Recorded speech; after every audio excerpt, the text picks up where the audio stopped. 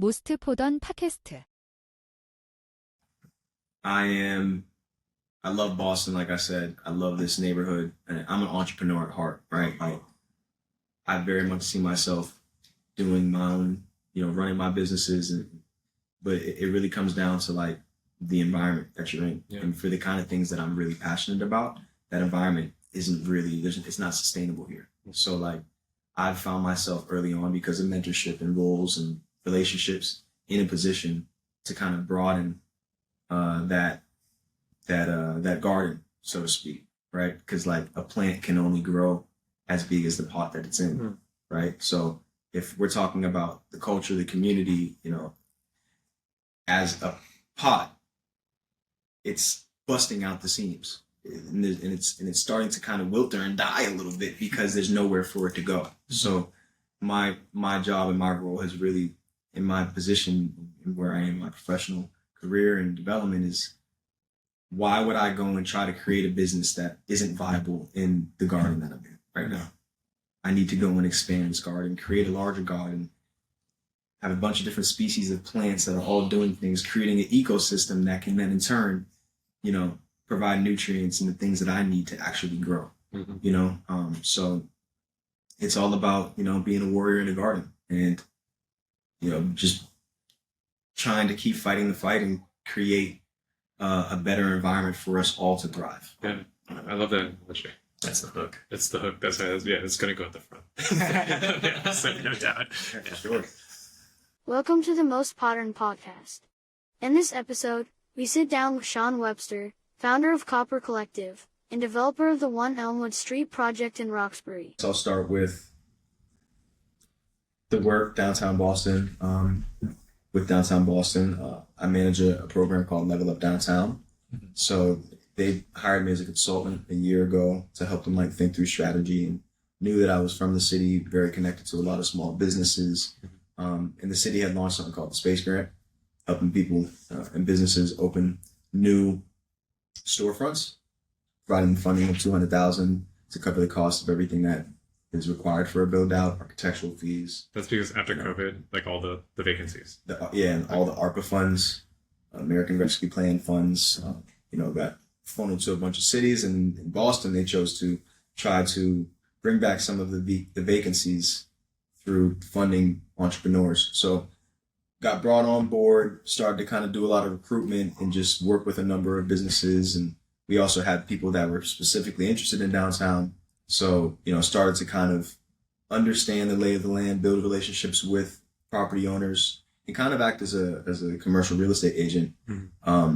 Okay, so you're working for the BID, the downtown Boston. Yeah. So now I'm working for the BID full time. They brought me on to manage this initiative. Nice. With the hope to have their economic development efforts and programming grow into something larger. But a lot of my work is really just about kind of being a bridge and playing middleman between property owners who have interests in filling their vacancies and getting some money and covering some. We need that now, right? Because it used to be just commercial real estate. If you pay rent, people will go. But now you need to figure out what the value add proposition really is. Exactly. And I think while we have now the pandemic, obviously, we've been hit hard and we have a lot of vacancy, landlords are starting to kind of come out of being stuck in their ways because they recognize that it's not going back. Yeah. It's not going back. And, you're going to continue to be riddled with social issues and homelessness and everything else if you allow this to stay vacant, right? So it's been a really cool opportunity to be able to kind of play that middleman role. Real estate was something that I was most passionate about when I came out of college and got my license. But I think a combination of being baby face and also just young, people weren't taking me serious. How old are you, bro? I'm 28 now. Okay. So but when I was young, I had no facial hair. Sure. When I was young, from 28, man, I was fresh out of college. I had no facial hair. I'd bring people on showings and they'd just yeah, we'll hit you back. And then I'd see them closing a deal with someone else. And then a couple weeks later, and I'm what unit was that? Oh, it's not my unit. So I can't get any commission there. So point is I really liked the change of pace and seeing different things and places and spaces and helping folks. But that was my first opportunity to kind of see some of the inequities in the real estate market and just how me being from Roxbury and having a number of other friends that are looking to stay here and build business here and build families here, whenever I'm trying to get them homes or have them put applications in, they're not getting approved for a variety of reasons. But, you know, the folks that are being approved are oftentimes from a different demographic, different class, and able to come into the neighborhood where I grew up. And I'm helping them get the house. I'm happy to do that. But, you know, where is this disconnect, and why is it that we're not able to stay here? And it was the credit scores, it was the income, it was all of those things. So at the same time, I went from real estate to working at the Boston Foundation. When I was there, I was working in development. So started to kind of really see from a high level the way money really moves in the city, and a lot of some of these philanthropic intentions and efforts and initiatives, and was really inspired by like everything that's happening in the city. But at the same time, we're still seeing the gap. Yeah. Like I'm here in this space, but I know so many artists, creatives, you know, up and coming grassroots organizers, all that could be participating and taking advantage of a lot of these funds, but we don't know about them. We don't know how to gain access to them. We don't know the processes to go through to ensure that our applications are being considered. So it kind of led me on this path of trying to, well, one, understand my voice and my value, and see how, you know, individuals, their talents, their jobs, their organizations are being touted at a level, on a foundational level. Like, this is great. Let's bring a bunch of money in, which is a great thing. But at the same time, like, it's about ownership. It's about independence. It's about education, and making people aware that, like, if you just shift your thinking a little bit, the same amount of energy you're putting into going after this grant, right? Like, what happens if instead of us all competing for the same small grant dollars, we put together all of our skills and all of our talents and all of our interests, and we form our own institution, right? That's all about trying to build our businesses independently, yes. But when it comes back down to getting, you know, larger sums of money that can actually make a larger impact, instead of the $3,000 grants, 5, 6, 7 of us can come together, all take a piece of this bigger vision that we all have, right? And not have events that are conflicting, and now I have to choose between which event to go to. And now the ecosystem's not growing because we're competing. Is that group economics? Collective economics, group economics, yeah, for sure. So like, I think that in this city, you know, previous generations, a lot of folks have had to kind of make their way, and when they get what they have, they hold on to it, because it's not a lot of people that are trying to open doors for you. You know, especially Black and brown folks, right? Like, how do you I guess convince a group to come together, ones that have kind of experienced this kind of difficulty in accessing capital, right? How do you bring them together and say, hey, by being a collective instead of competing against each other, we have better access? Yeah, I think kind of piggyback on the point of just like a different generation. I think what I'm kind of inspired by and excited about is that this next generation of young folks, like, we are super collaborative. We are trying to like lean across the aisle and be like, yo, come over here. Let's work on this together. And that's because we recognize that in the past, it hasn't been that way. So we need to be even more intentional about it, and like recognize that there is no growth if we're not actually intentionally bringing all of us to the table, because there's larger things at play.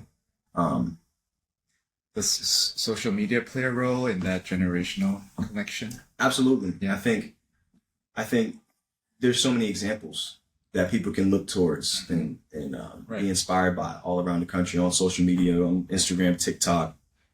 Group of 5 friends put together $50,000, bought an old high school, and they're converting it into lofts. Yeah. And it's like, that's just one example, right? But I think because of that, you know, you can peer into what's happening in other places. Like, people know that there's a model, there's an example that can be followed. And yeah, it's an ongoing thing. How do you do it? How do you make that happen? That's a really good question. I mean, even in the work and starting Copper Collective, which was founded in 2019 as Copper Civic, which was really focused on civic engagement. Like, that's the first piece of I think us being present and having ownership over our neighborhoods. Yeah. You know, doing the simple things. community So I guess cleanups. was there a model for you that inspired you to kind of maybe copy this and bring it to your neighborhood, or are you trying to build something new that could be a model for others? Yeah, I mean, I guess some of my largest inspirations, honestly, I grew up in a nonprofit organization called The Base, which uses baseball as a vehicle to get, under-resourced youth from Roxbury, Dorchester, Mattapan into a space that provides them, the coaching, mentorship, the practice space. It's like an indoor batting cage. But then they also have this extensive network because of their board and the founders network. So I saw that early on, came through that, and was kind of a spokesperson coming through The Base. And in the nonprofit space, you get to a certain age and it kind of feels like you're aged out. Not intentionally, but just because the focus and the priorities are on the youth. So in seeing that, I was like, well, there's got to be something that's for that 25 to 32 gap, right? Like, and maybe it's not baseball, but a lot of my friends are artists, performers, all folks that have a lot of talent to give and people want to experience. And I saw all the grant funding and the priorities at the foundation, and like none of us were tapping into it. Meanwhile, looking for the next kid, looking for this, looking for that. Yeah. So I guess the model that I saw was just creating something that emulated that, but really more about young entrepreneurs, young business owners, like in that pivotal space where it's either, you just kind of give up on your dreams and get the job and do what you got to do. Yeah. You know what I mean? It's such a transformative time. Like if you think that, okay, we're done. If you go to college, right, you're done with college, you're set. But it's really, I think that moment between, you're basically your 20s until your early 30s, when you start to develop the skills that really matter. You start to develop a path. You start to meet people too. You're still a little baby faced maybe, but you're getting ready for when you start to grow a little bit more facial hair and get a bit grayer, and you get that network that starts to, emerge and allows you to do things. I think especially in the built environment, because we're not coders. I mean, Lebo is, we can't just work on our laptop and make something. We need to be involved and talk to people, and we need to understand how these larger systems really come together. 100%. Is that something that Copper Collective is focused on? Yeah, no, absolutely. I think when I came at it, it came from an angle of kind of understanding multiple perspectives and how it all kind of fit together, right? Like, obviously the artists and the creatives, that's one piece of it. But the community development, the built environment, that's another piece of it, right? Seeing these underutilized spaces and the placemaking, that's another piece of it. The project with One Elmwood, my family's project to redevelop our property we've owned since the 90s, that was really like that was kind of the fuel to my fire, because I saw the ability to, yes, do this work now, start to kind of build this momentum, build this energy movement collective. But at the same time, a lot of people do that for a lot of years and then they kind of hit a wall and there's nothing that comes to bring it to the next level. For me, it was like, one, I care about my community. I care about this work. I'm passionate and very creative in my thinking around this. But two, I know that in the next 5-6 years, this building could help to kind of supplement some of this work and be a really good example of like, this is what community work looks like. And then look, when we do this, we can grow to, boom, something larger, something bigger. Now this project can be able to, fund and support some of the community initiatives we want to do in the neighborhood, but also be a beacon of hope. I say it all the time, right? Like, we need these examples. We need to be excited. We need to see these things happening in the neighborhood and know that, like, wow, that family's from here. They've been here. There's people, there's resources, there's folks that are in a collective consciousness that's starting to kind of move around, trying to make these things available to folks. And yeah, this is worthwhile. Right. I'm gonna get into this. It's always been, for me, like, I was the 21-year-old that came out with all this vigor, hunger, passion, all these ideas around what can happen in community. And oftentimes it was met with like, well, that's good, but it's very noble of you, but you need some work experience. Yeah. You need to do this, you need to do that. And I'm like, yeah, I hear you, but I also need to move the agenda on what's happening in my neighborhood. I came home from college. And, when I was at BC High, I went to Boston College High School.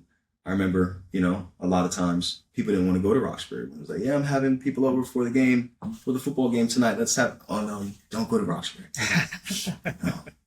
And now, only a short amount of years later, that whole neighborhood is just being kind of walked through and owned, which is good. Change is like, you can't stop change, but you can certainly influence it. And we can certainly put ourselves in a position to, I'm very solution based in my approach. And I think a lot of times in our communities, we can focus on the problem, focus on the issue, can focus on like what's wrong. And we have every right to, we have a lot of reasons to, but I don't think that anybody is going to hear that and be like, all right, well now let me roll the red carpet out for you. Yeah. That same amount of energy and time, I'm not trying to hear all that. Let's put this into what can we do to pull this together, right? If the neighborhood is changing and it's getting more expensive, there's all these options, but we also need to think about how are we elevating our mindset so that we can in turn make more money, so that we can in turn build businesses,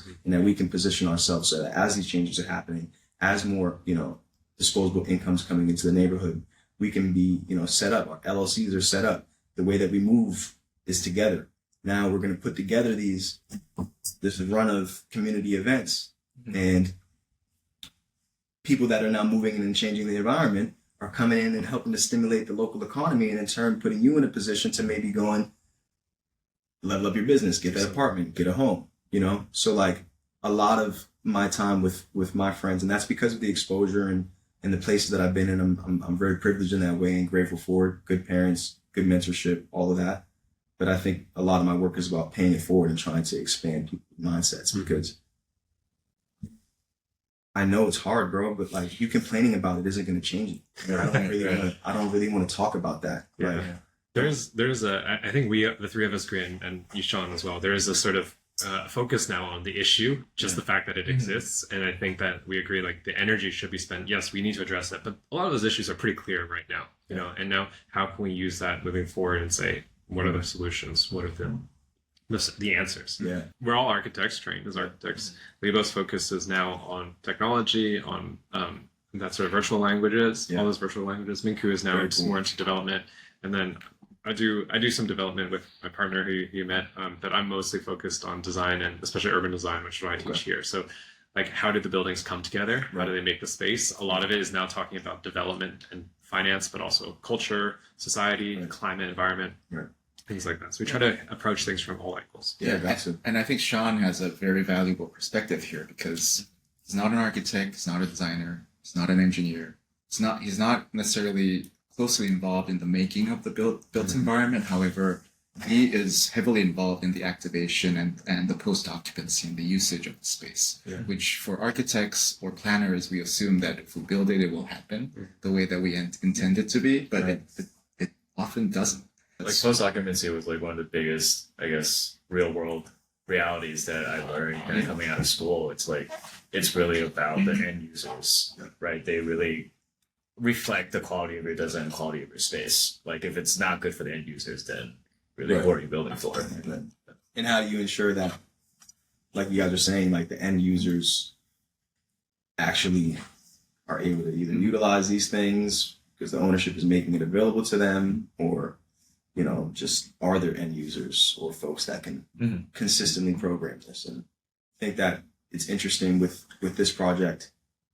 Miku, I mean, how passionate I am about this work, meeting an artist after this to create space for him. But it's like a lot of projects say they'll do something, but they're not already doing it, And I think that in this, there's no question that I'm going to do this. It's only going to make it easier for me to do it and more excited for me to do it, because I play middleman a lot of times, and I'm trying to get two sides to see a thing.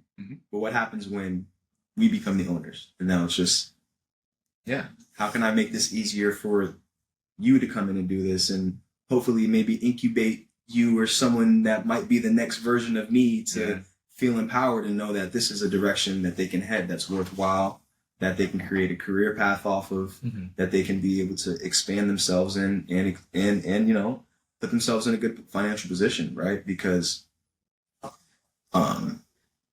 it's just so important. It's super, super duper important that we continue to not only create space, but like I'm always trying to make space available to folks, but in the same breath, it's like, okay, we're doing all this energy to put together this activation, all the permitting, all this, all of that, and then it's one and done. And it's gone. Now you got to go through all this all over again. Yeah. So like one of the things that we're doing with downtown Boston is we're in the process of negotiating a lease on a vacant space. It's a 5-year lease. So we have a space that's available to use and permitted and C of O set, everything's good.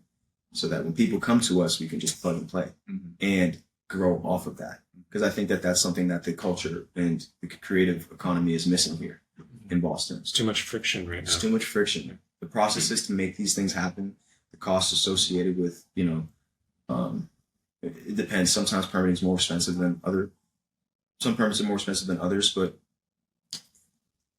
oh man, like when I started permitting events, I was like, word, this is dope. I'm meeting the people. I know the people.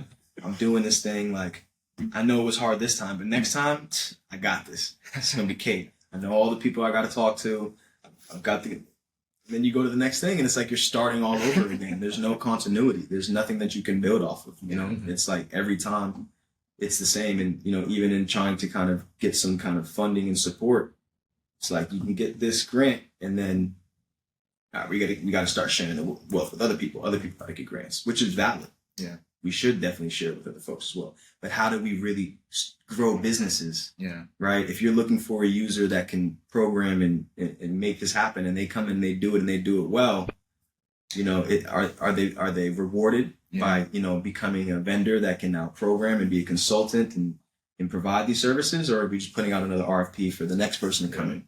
So now it's just. What I do find what's really interesting about, I guess, the concept of friction and kind of your role as a middleman. There is friction on both sides, and there's friction to these repeat activities that you're kind of trying to create consistency around. But can you talk a little bit about what are these big pieces of friction and how do they, prevent both sides from coming together in a really efficient way? In trying to organize events, what is the friction?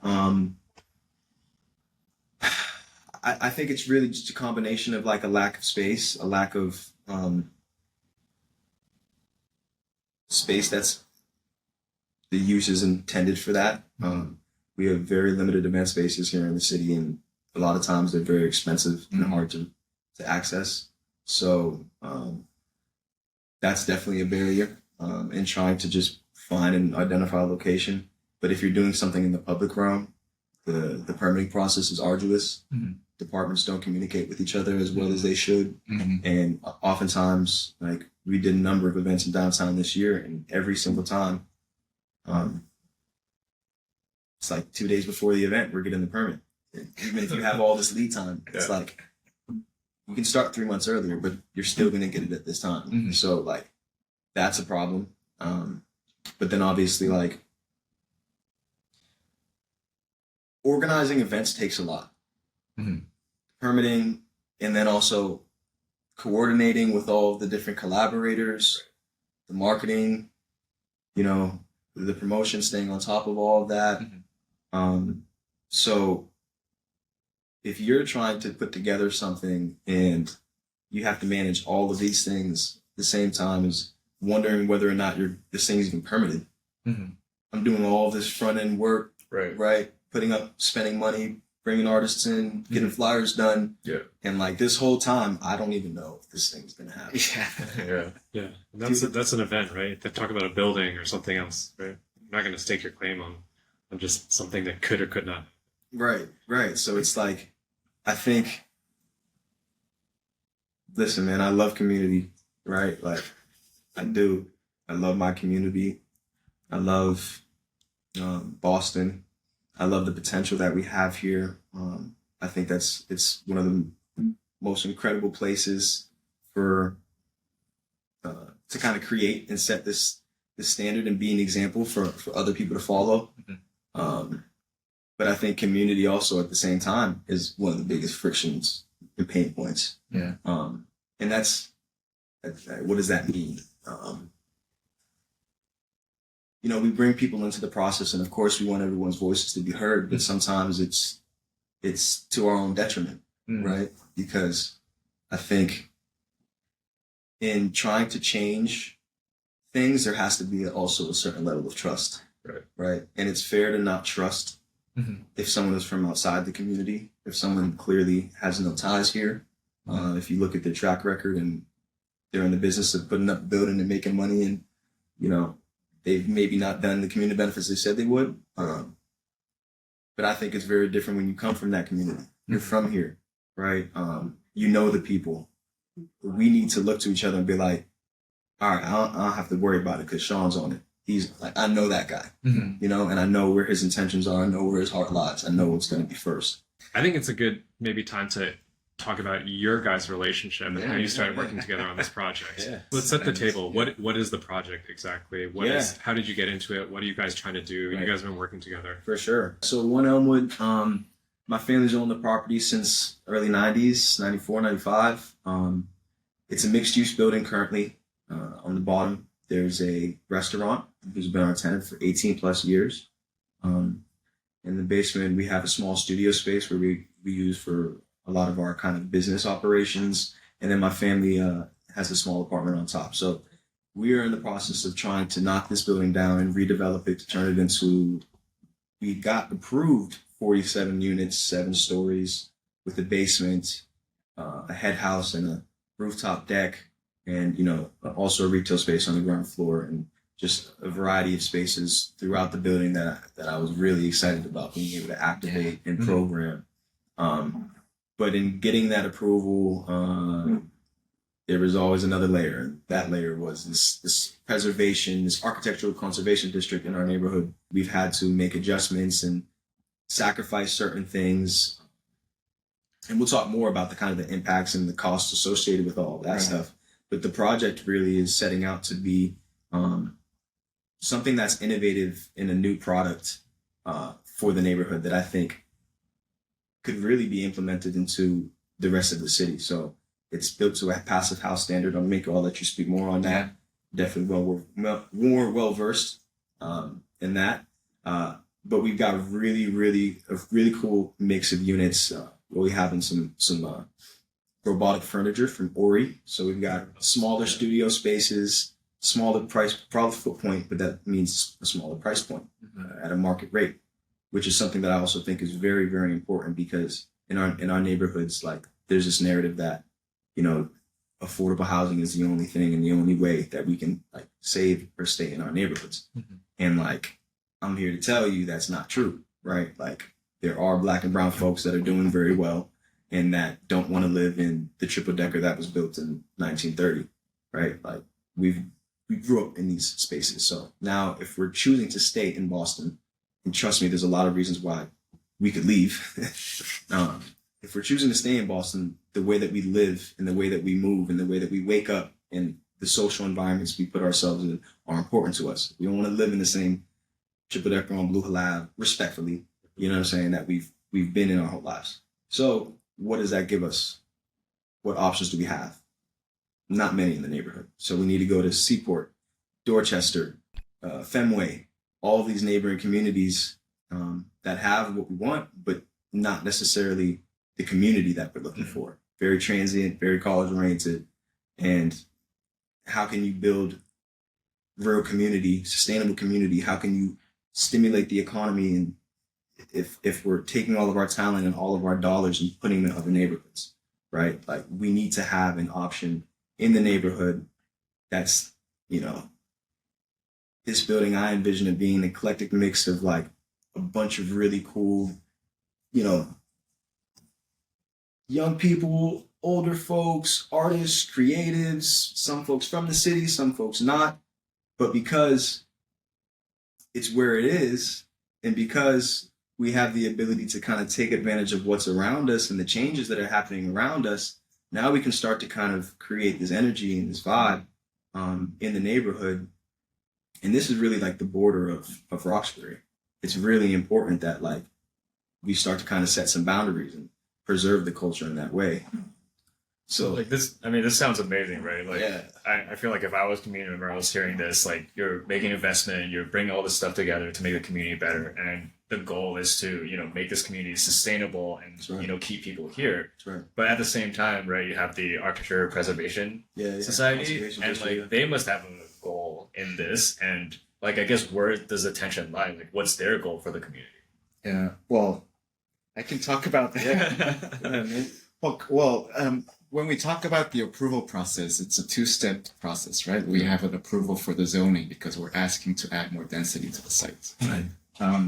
That process is in itself very extensive, and it usually takes from 2 years, 1.5, 2 years to, for our case, took 3 years to go over that community engagement process, working with the Boss of Planning Development Agency, and then the Zoning Board of Appeals, so on and so forth. But while we were going through that, this new architecture conservation district got set up that kind of included our site at the very edge of their boundary. And the same people who we had to work with during the zoning approval process, who were, I would say, NIMBYs, and who only wanted to have housing built that is the same of where they live, which is like triple deckers or single family homes with large lots, but that's impossible. And they don't understand the reality of living in a city. Changes happen, and there are different needs, like what Sean said. Different generations want to live in different living conditions. Right. So that's what we proposed, and the city approved. It's very supportive, but because we are now included in the Architecture Conservation District, which is governed by a different city entity, Boston Landmark Commission, and then also, like Sean said, this agencies and different city agencies, they don't necessarily communicate well with each other. Right. And the process is a little bit messed up because technically zoning should be the entity that governs the size, scale, and the number of units. But also, and then the BLC only requires us to get to them after getting all the approvals. So we get approved by the ZBA, by the zoning board, on the scale of things and the size of things. But then in the Landmark Commission's commission, their purview also includes the appropriateness of scale to the neighborhood. So this is kind of like an overlap of scope. Yeah, there's a slight overlap of scope there, where they say it's a gray area, but like, why? So you do all this engagement and approval work for 3 years, and then you have to go it again, and probably with the same people showing up in the meetings, talking about the same issues that they see, which is, it's not really the same with where I live, so it's not appropriate for the scale. And who determines that? Right. Like, is there like the exact height? There's nothing data driven. There's nothing, from my perspective, rational about this. It's just a feeling of the commissioners who are just like telling us what to do. So I guess like the people that show up in these meetings, are they like members of the community? Like they must have seen your work through the years, like trying to improve the community. Like, does this go back to the issue of trust that you're talking about? Like, where does this lack of trust come from? Yeah, and that's like it's one of the things that gets my blood boiling the most, because it's like, yeah, you would think that that would be right. I knew early on that in doing this community process, it would probably be good if we had some presence in the neighborhood and we're doing some good stuff. If we're doing some events and and that's not what motivated me to do Copper Collective, but it worked out well. And I mean, my intentions are true. And that's the biggest head scratcher, right? Because, like I said, we've directly helped and affected the lives of some of these folks, whether it was through an event or just through conversation or trying to be a helpful neighbor. Right. And it's not worth anything. We're learning that it's not worth anything, right? And there should be some trust, because we're not saying that we'll do it once we get done and we're already actively doing this. We're already spending our money doing this, our time doing this. So I think that's where it becomes generational.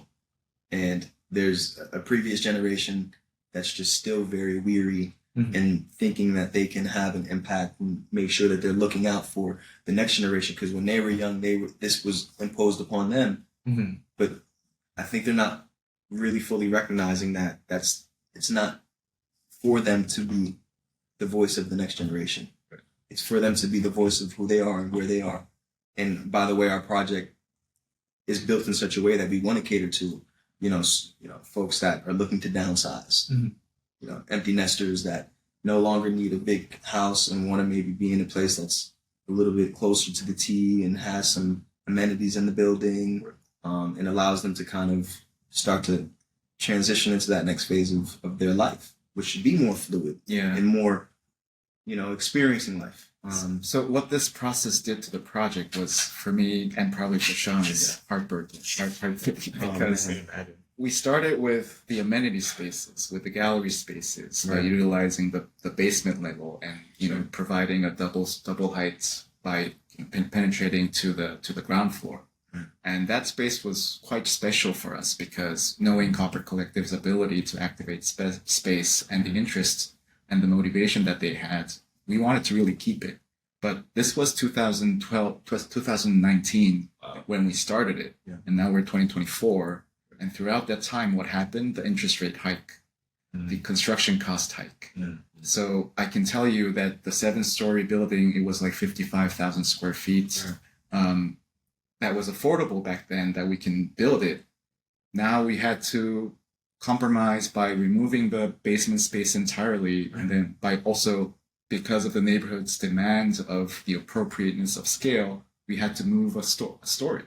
So taking out like 6 units, just like that, because the neighborhood wants to have it appropriate to the scale. Like I just can't understand where this comes from. It doesn't make sense. But then, Well, you guys have clearly thought a lot about this. Sean, your family has invested not only its time, energy, and resources in the project, but as we were talking about, also your emotions too. Yeah. And this is a place that clearly you're invested in the long term. It's not like you're just dropping in, trying to make a quick buck. Yet there are these opposing forces here. What lines of communication do you currently have between these two camps? Is it just when you show up at the commission meetings, or do you talk? Like, how do you appeal to them? Because it feels like maybe they hold all the cards because they can just veto things constantly. Yeah. We have the lines of communication with them as neighbors, but when it comes to the actual project, we can't really speak specifically to them and try to sway opinion. We saw one of the commissioners last week and had a little small talk, said what's up. And generally the energy is good. They like us. We like them. But it's like they don't like our project for whatever reason. And it's like, I don't understand what this is about, We've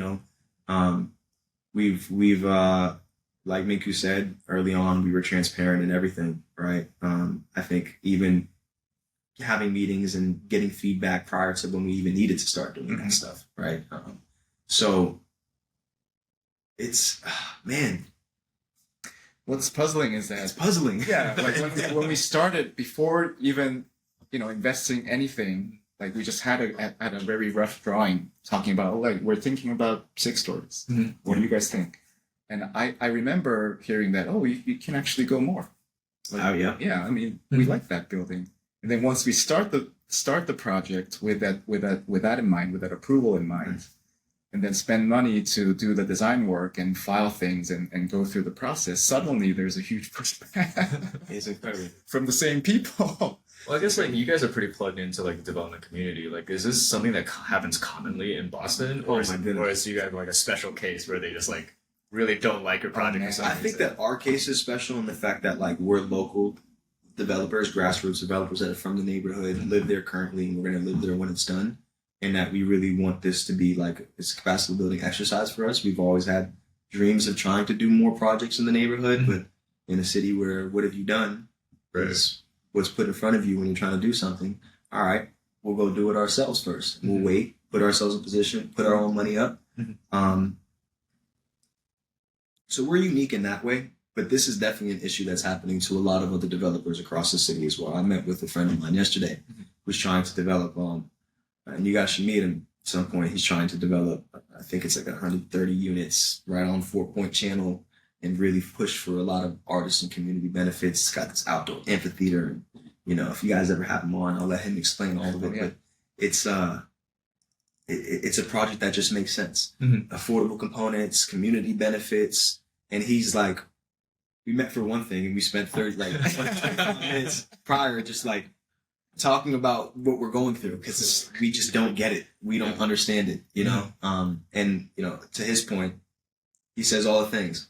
Sean, you're from the neighborhood. You're well connected. You're doing the work.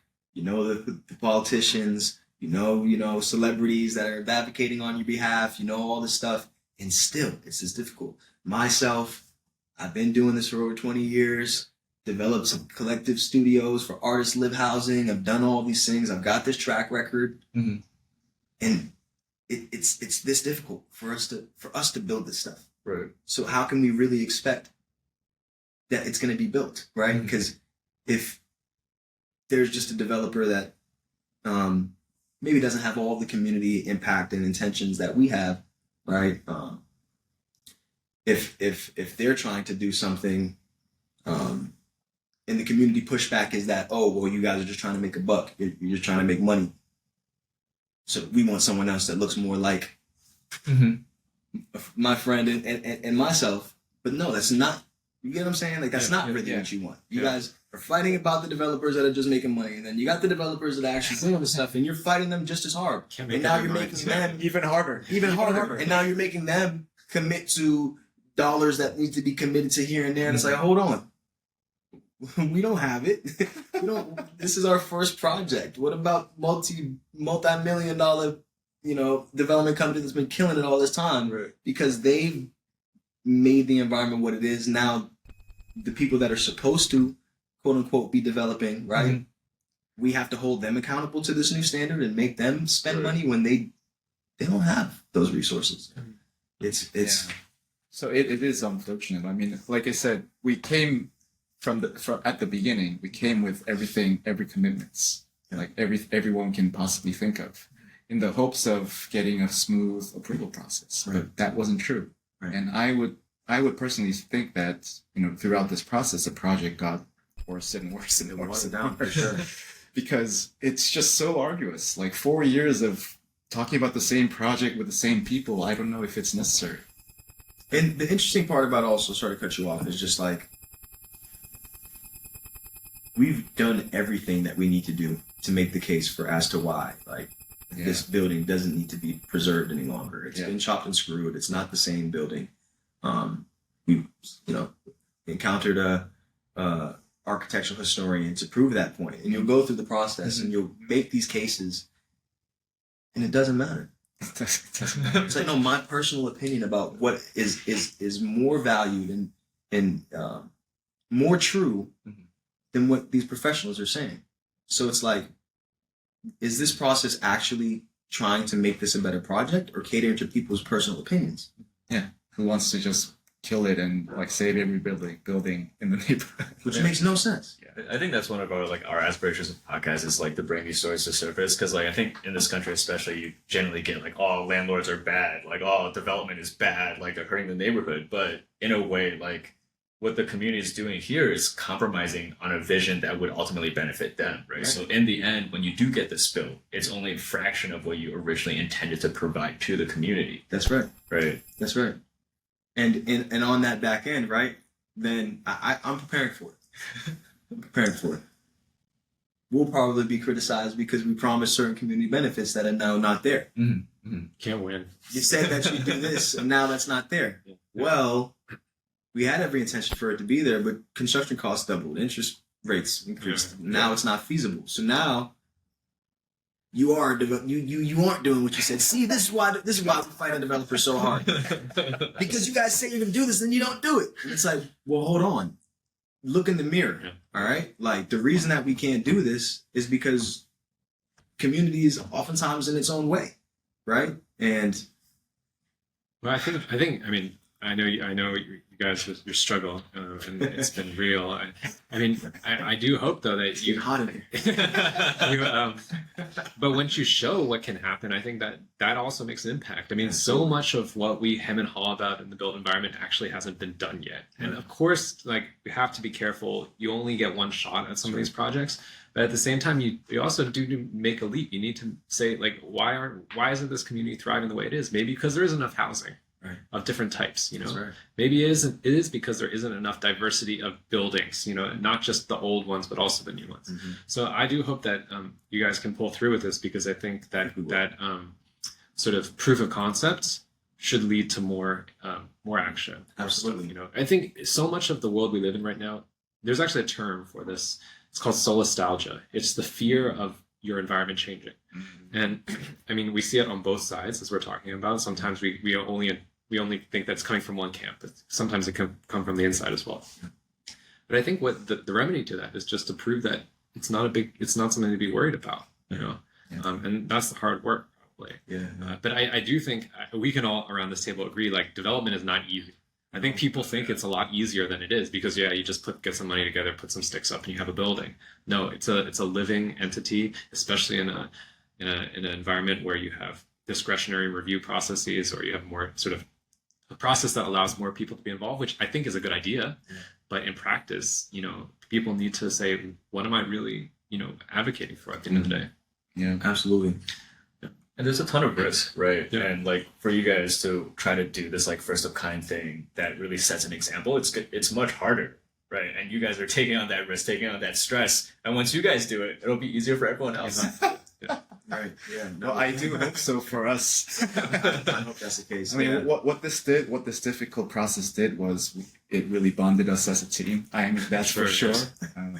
Go through And- the trenches, like Yeah, that. You go through, gotta really it's get like closer. it's like every project is a war in itself. Straight up. Yeah, it's definitely taken a toll. Mm-hmm. It's definitely taken a toll, and I admire my dad for how resilient and positive he remains. Yeah, I want to dig down on that. Like, what is the mentality that you have to have when you go in front of a community that you know is going to oppose you, or you know that you're going to be facing these headwinds?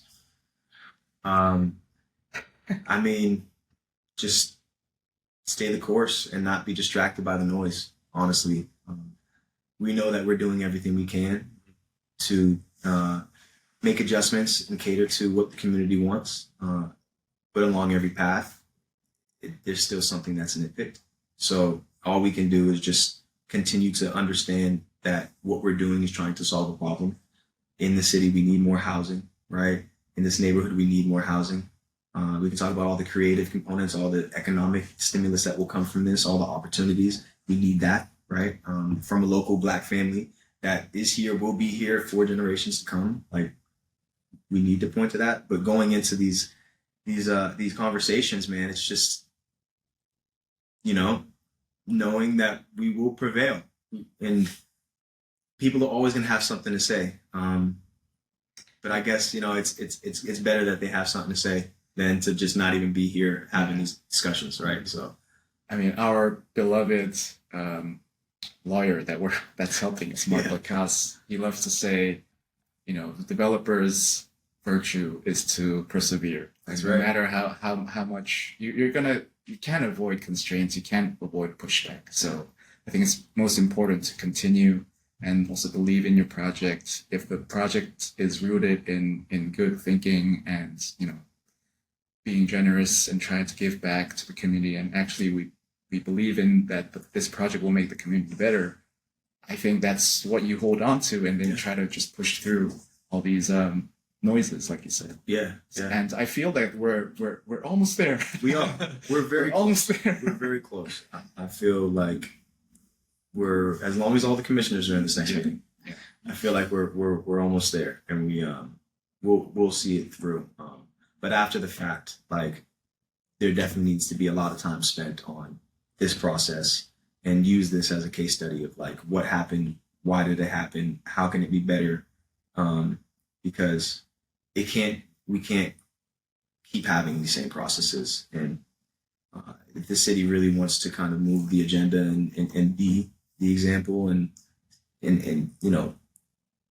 meet the mark where it says, we say a lot of things in the city, but we need to meet that mark. Then we need to dissect examples like this. Yeah, show and prove as an action. So the BPDA is currently going through simplifying the Article 80 process. And I think they're doing a great job of listening to the developers, listening to all different parties engaged in that process.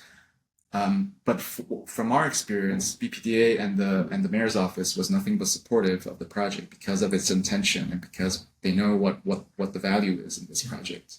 So we got tremendous support from them. However, like we said earlier, the interagency issues, like they have different standards and guidelines. So because we have an additional complication in the process by including Boston Landmark Commission, like this interagency communication became an issue. Like they were saying one entity was saying one thing, one entity was saying the other. And then there was this gray area where they both can influence the scale and size of the building. So that actually opened up, from my perspective, more opportunities for the NIMBYs to, express their worries, and try to push back on every aspect. Yeah. So I think this project, because we're nearly there, once we get the approvals and start the actual detail work and the refinancing work, we should revisit this and also make aware that this is happening in real life. Yeah. And if the city wants more housing, more buildings to be built, like we got to resolve this. Right. So I'm excited. Also, we've been going through so much pain, but I'm excited of what waits for us after this that we can tackle together. Yeah, I think there's definitely a silver lining in all of this. And it's everything that Miku's saying. Like after this is all said and done, I think this will be like a landmark case of what happened and how we can change it. So we're happy and willing to be the guys that are going through the test run. But I think another thing that was like quickly is these commissions, and there's many of them all around the city. It's one thing to create a commission and to try to give that power to community, but we waited 18 months? 1 year. 1 year? Yeah, to have the commissioners. Because the city also recognizes this. They know that if it's all for the resident elected commissioners who are driving this, there's a high chance that those resident elected commissioners would be against any sort of projects. And it's under their own whim that they can decide on things. Mm-hmm. So the city balances that by appointing the city elected commissioners so that they can have a communication channel with the commissioners directly, who understands the goal of the city. Mm-hmm. So to balance the votes. But in our case, because it was a newly set commission, and it was actually a commission set after we started the process, it took them a year to appoint and have the city appointed commissioners be active. And without the Boston Globe article, I don't know, it might take even longer. Yeah. No, honestly. And literally that, to wait a year after getting BPA and ZBA approval, why? Well, I mean, on a development level, that's a ton of money. That's right? Exactly. Like the interest you're paying, whatever money you already borrowed, or just, time is money. Money. A lot of money. Not like a little bit of money. Yeah. It's a lot of money. One thing that's odd about this process, for me, who is managing the finances of things, is the ignorance of the city and the commissioners. Like, this is more common. Like, the ignorance of the aspect on the money side of the project. They act as if it's nothing. Well, they expect you guys are going to make tons of bank, and so you shouldn't care, right? But the risk on your end, of course, I'm playing devil's advocate on their end, but the risk on your side is that you're not necessarily. Well, if Scott and Sean, and if Scott wasn't living there, and if there wasn't an active tenant on the retail side, this project was long gone, dead. Long gone. Yeah.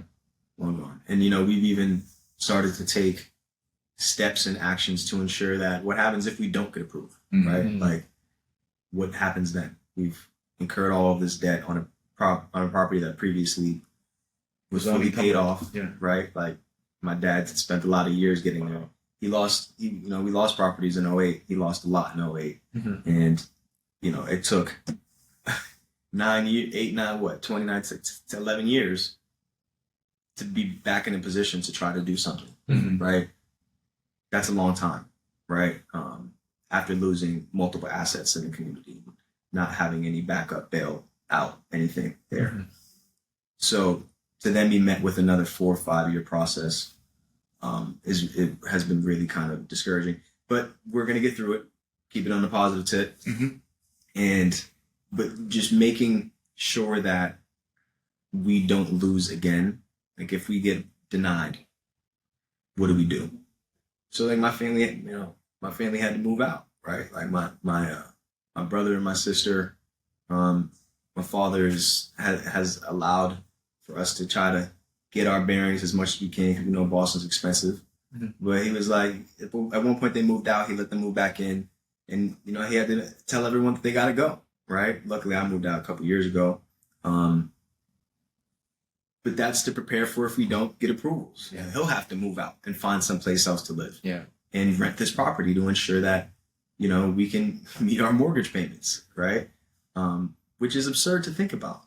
Yeah. That's the reality. That's the reality that we're facing. That's the outcome of this arduous process.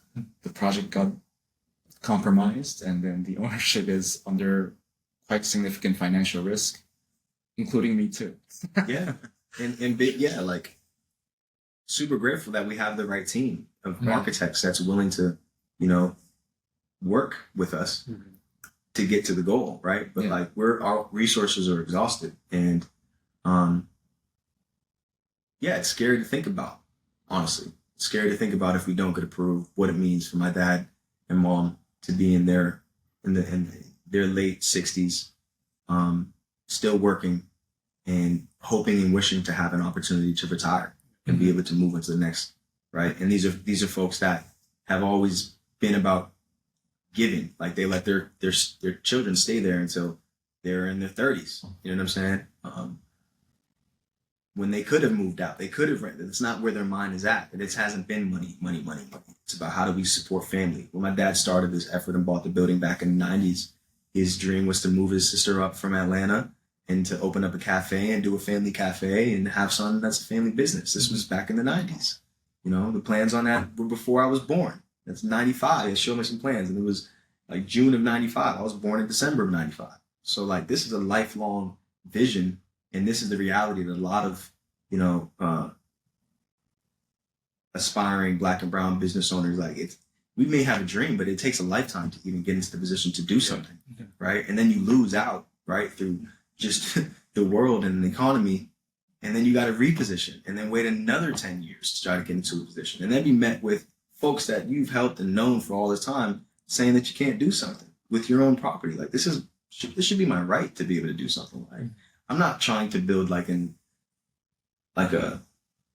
30-story high rise. Right, a 30-story high rise or like a manufacturing facility that's going to be making a bunch of noise in the neighborhood. Like we're talking about building housing, talking about improving the environment. What's the city's position on this, though? I mean, because I feel like I work on housing on the West Coast. We have a lot of those issues too. I've seen, especially more recently, but in the past few years too, the commissioners will say, yeah, you have your right to say, I don't want this in my backyard, but by the way, we need the housing. And it's not just about who's going to be living here now, or if your kids are safe because you have low-income families moving in. It's actually where your kids going to live when they're your age, when they're grown up. If we don't have this housing now, it's going to compound and get worse. Yeah. So what does the city say in this? I mean, I don't know how much power they have or whatnot, but what's their position? The other layer of this project was that we went through different mayorships. Yeah. Through this process. 3 mayors. 3 mayors. And it's probably we learned 2 mayors too many. Yeah, when the transition happens, the government just shuts down. Like they don't respond to you. Yeah. Until they know who to report to, or they know who's managing, who's taking responsibility on these decisions. So that's one aspect. But once Mayor Wu came in, and then she had to make a few changes on the zoning board itself, because the zoning board and the BPDA was also not in line. Like there were cases where through the Article 80 process, a project got approved by the BPDA, but got shot down at the ZBA because the ZBA chairwoman didn't think that, compact living or small units are not for family, therefore you're not going to build them. Like It's a lot of assumptions. Why? Like, how can you define family? Like, family from the 80s and 70s are different from family now. Like, families live in 1-bedroom, 2-bedroom apartments too. 100%. Yeah. And that's a personal decision on how much space that you need. Like, Yeah. if I'm a family of me and my girlfriend, and my girlfriend's pregnant, and we're gonna have a kid, like, we can make it work. If our budget allows for us to be able to stay in this modular unit and allow us to have some ability to not have a car, go, you know what I'm saying, across the street and get on the T. Like, to make this point, like, how can you define what a family is, right? And how can you tell us how we're supposed to go about our lives? Yeah. Well, I think a broader point is like lifestyles are so much more diverse than they were before. Yeah. And that's probably a good thing. Yeah. But we need the environment to support that too. And if you don't have the choice, or if your whole position is that we need to make sure that the city is what it was like 50 years ago, there's no way we can accommodate those new lifestyles, regardless of who is living them. That's either. right. But going back to the point of the cities, now things have settled. Now there's a new planning committee. There's a new chief of planning, and even the previous chief of planning, Director Jameson, was nothing but supportive of our project because they understand the value and the goal of us, and us being nothing but transparent and very open about what we're planning to do and what the goal is, and they were nothing but supportive. But even with that support, it's not easy. The system doesn't allow for it. Exactly. We're just caught up in the system, and like that's where it's like gets really frustrating because you're like reaching out and they're like, well, it's just things got to take its course. And it's like, yo, I hear you, but we're under extreme financial stress here, and we don't know what's happening, and you're just telling us like, Yeah, just stay the course. Yeah. Yeah. We believe in you. We support you. This is everything that we want, right?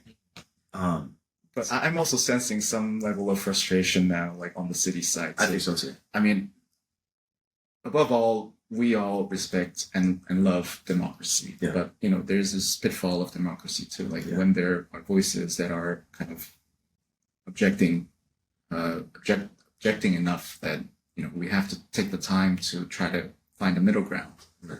And I think the process was everything. And also for us trying to do that and try to find that middle ground, whether it's better middle ground or not, I guess at this point doesn't matter. What matters for us is to get the approval and actually make it happen. And we were gracious to, but I also want to emphasize the value of that intention and the goal. And if we think that it could have been better. I mean, if we had a more prompt process, we could have delivered everything. But even without that, because of it's what the project stands for, we were able to work with amazing financial institutes. Like they're actually waiting for us to get all the approvals in place. They've been waiting for us for 4 years. Like what bank or what private equity firm will wait us for 4 years to invest in the project? So I think it comes with its own values to start a project with a good intention, and to stay in the course and try not to compromise or like cutting corners. Just march your way through. And I think we're nearly there. So to continue on that positive note, I guess like what would make this better, right? Is it more trust? Is it more education? Is it better policy? Like how does this improve? It's a great question. That's a great question. That's a really good question. Do we need a benevolent dictator? Oh man. I mean, I don't know. It's all I can hope is that after this process and after completing what we said we would do, people trust a little bit more. But more so, we get an opportunity to now have the opportunity to be at the table for these other projects and other developments and other things that are happening. And our testimony is worth something. Our experience is worth something because we've gone through it. I hope that after this, I don't know how it gets better, but I can't help but think that this whole experience was worth something. And through the article that we've put out there and the storytelling we've done, like people are aware and people are pissed off. People are sad. People are angry. People are frustrated about it and want to be supportive of us as well. At this phase, we're just focused on trying to get through it and make it happen. But we welcome the opportunity to figure out what it looks like to build coalitions of folks that are aligned so that we can really move some of this forward. I think the engagement with the younger generation, people like you, people who we are building for, and we hope that they will like the project, should be more present in these meetings. Yeah. We should create more awareness and basically, make these meetings cool enough for, people's time worthiness to come to these meetings and actually want to contribute their thoughts. Because now I think it's a little skewed to a certain age group. So they have their own agendas, but I mean, we're also offering the space for them, but also offering the space for younger generations, young professionals, like people like me in the 30s. Like they need to be more engaged in this process. If they want to live in these communities and in these type of new buildings, they need to also, voice their thoughts in these meetings and to help these projects to get through. Yeah, that's an awesome point. And like a large reason why I set out to do the work that I do with Copper Civic, now Copper Collective, because it was about like, how do I make this cool? How do I make this something that people want to be involved in? And I found out very quickly, like if it's just, about trying to bring people together around civic engagement, like, yeah, people are about that, but for how long? Right? So that's when I started to turn my focus more to the creative community. People aren't jumping at to do civic engagement with you? I mean, they are, but in an environment that it's so hard, like cost of living is expensive. They got other things going on. Like, yeah, bro, I want to come help you clean up on a Saturday, but I also like want to go get brunch. I'm not going to be here every other Saturday with you, Right. So at that point, it's like, how do you keep us engaged and involved? And that's why it shifted more towards like, yes, that civic component of it, but let's hide it in, trying to put together cool and creative activations and placemaking, and let's have some impact that looks like dollars in their pocket because they're coming and they're getting some money, right? Because they're able to spend and be amongst other folks. So like, I think in going through this process and seeing it happen and seeing that there's actual spaces that we can come in and be a part of, it's like, see, look, this is 5 years of the work we've been doing in community, and it's now taking form in this building. And now, look, we have a space that we can be in, and this is what it looks like when we're involved in our neighborhoods, when we're involved in investing in each other. And like, if we can start advocating for more things like this, now it starts to become something that is a little bit more worthwhile for folks because it's tangible and it's not just me cleaning up on the weekend, but this is actually leading to something. And if our voices are present, look, put up a 6-story building. Like, wait, there's other parcels and things that are happening. Let's go and make sure our voices are present in that. Let's make sure that we have an opportunity to either live there or take advantage of the space that's going to be available, or even just thinking about the public realms, right? Like we're thinking about and having conversations about redeveloping a public parklet in the neighborhood. And Minku and another friend of ours, developer Evan, have been thinking through what it would look like to utilize that space. And early in the conversation was, do we want to put a monument here? Do we want to put this here? And like my perspective was, look, I think monuments are great, and that's something that could take form down the road. That's great. But what people really need is space. So how do we create and design something that's usable and accessible and not just like another place filler? Because too many times opportunities are missed when parks are being redeveloped and like, okay, let's put a playground here. There's no kids in this neighborhood. There's barely any kids in this neighborhood. But you know what there is?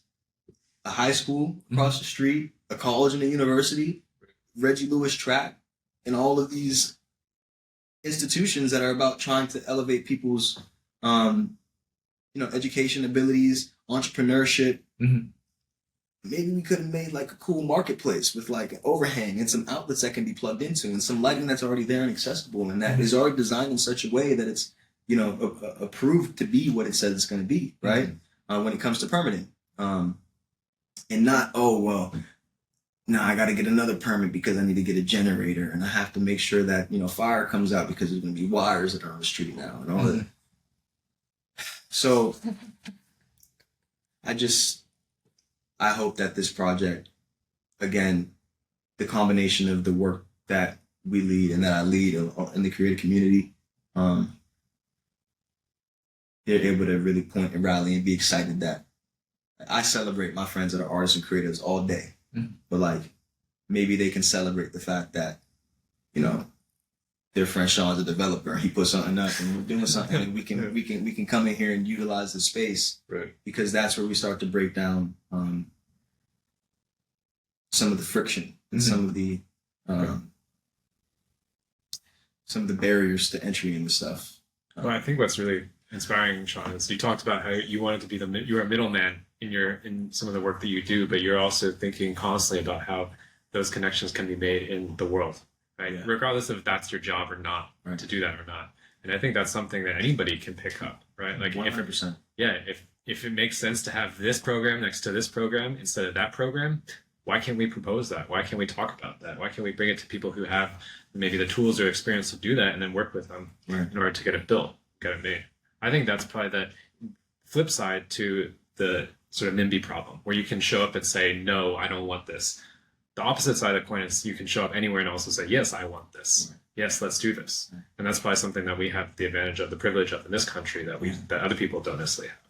Well, the thing is, there is a YIMBY group now. It's growing. who's advocating for more housing, but they're mostly focusing on the policy side. But I think they can also make a huge impact by actually attending and sending in like support letters and things Right. like that. So again, like it's all about awareness and engagement. And I think the people who wants to see more of these projects happen should be more engaged in the making of the process, Right. and have their voices heard, because it's so easy to say no to something. It's a little more difficult to say yes and voice your opinion on the things that you support. But I think that's the way that we need to change. Yeah. There's a good term for it, the vitocracy. I think a lot of us live in a vitocracy, and I think our generation, younger generation, wants to live in more of a positive, like, yes, we can do this. Of course, there's challenges, of course, there's risk, and there's going to be, mistakes made along the way. Right. But the biggest mistake probably is not taking any chances in the first place. Yeah. And I think that one thing that we talked quite a lot about in this amazing discussion is the impact of time on all this, not only on the financial side of things, but also the energy that you have to put in, also on, you started this project when you're 23, now you're 28, right? Like, you're in a different space in your life too. So I want to ask you to kind of wrap us up. We named this podcast Most Modern because we don't know what era we live in. We don't know if we're in the most modern, the postmodern era, the modern era, whatever. What do you see the moment that we're living? How do you see the moment that we're living in right now, and where would you like us to go? I think that we are in. I think we're in the age of creativity, really. Creative thought, creative thinking, creative action, right? Like, I think all the technology has been created for the most part. All the infrastructure, all the tools are there and available, right? But it really doesn't mean anything if you don't have a user that has, the right creative thoughts happening in context to what's happening around them, right? So I tell people all the time, like, bro, stop. You're making excuses. You know what I'm saying? Like, everything is there and available to you. With AI now and everything else, like, there's nothing that you can't accomplish. So I think in this era, it's really just about getting these small wins and being able to rally around, a shift in, I don't want to say power, but like just a shift in the people that are in a position to make an impact. And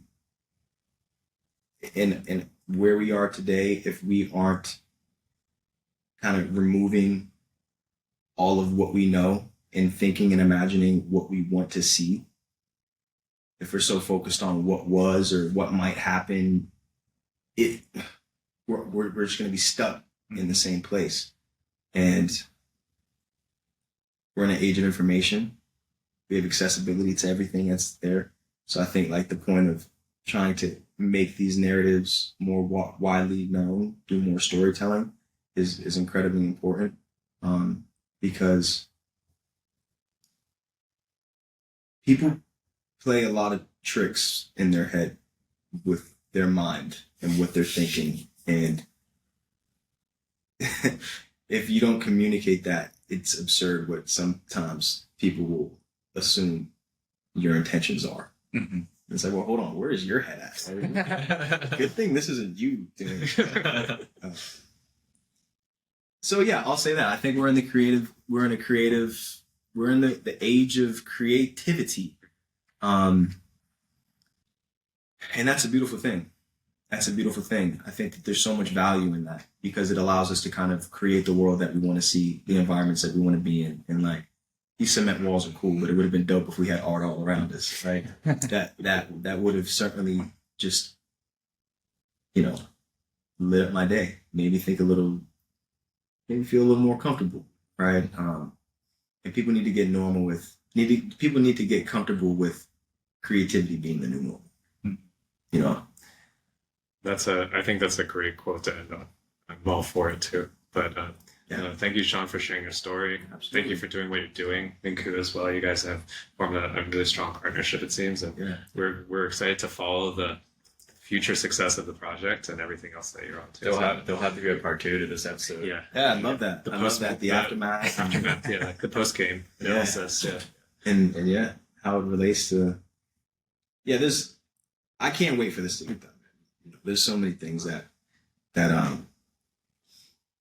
we're gonna set out and accomplish for sure. Well, I mean, the first thing is we'll still try to save the gallery space through a different vehicle of funding, Right. hopefully. So, Right. Well, maybe if someone who's in Boston who's listening who's like, yes, I want to help you guys get this done. Like, what can they do? Where do they show up for you guys? Yeah, I mean it's interesting. I think where we are right now is like we have our meeting coming up. I think once we get through the next step and begin to think about how this was and what we went through, there will certainly be opportunities for people to kind of join the conversation, join the coalition. I know that there's other folks, like the gentleman that I mentioned earlier, that is actively pulling together folks to form a coalition. So this movement is going to continue to grow as other people are like just seeing how difficult it is to build something in the city and that there's not really anybody that can support us. We're going to have to be our own therapy group. Okay, folks, find you online and maybe follow on the journey. Yeah. Well, you can follow. We need to get a website.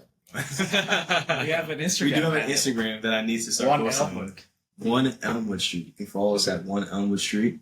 And it's more than likely by the time they go and look at that, I'll have got it up and jumping. So we'll link that in the notes. But no, I think in the next phases of this all, again, it's about just having the resources and the ability to be able to do stuff. So like this project as a whole, we're putting it up, but there's other aspects of it as well that we can add value to, whether it's the marketing of it or actual management of the building. Like being able to see this process through will really be a jumpstart to some of these businesses and that we have and have been doing for a long time, but only as much as we can, right? Because I think we also gained a lot of trust with the city people. Yeah. So there will be more opportunities because they know that we're attuned to the city's direction, Right. and we are from the neighborhoods, especially Scott and Sean. Yeah. So we're looking forward to do second, third, That's right. fourth Elmwood. We're not going to stop. 100%. 100%. To So- Elmwood. It's Elmwood. 2 Elmwood, 3 Elmwood, 4 Elmwood. Sequel. Yeah, that'd be incredible. So yeah, I mean, we gonna make it. You guys Go definitely. I mean, I think that's like you mentioned, the key is in development's perseverance. There's always something that comes up, right? And I think that's one thing that architects are often like they think they can control the whole process, but no, you can't. There's going to be something that shows up. Yeah. No, this was amazing. I mean, amazing conversation. It's a talk. It's so evident like how much you care about the project, but also how much you care about sort of how we think about the world and how community can kind of come together. Yeah. So I really appreciate it. Yeah, no, for sure. Most modern. Most modern. Most modern. Most modern. 모스트 포던 팟캐스트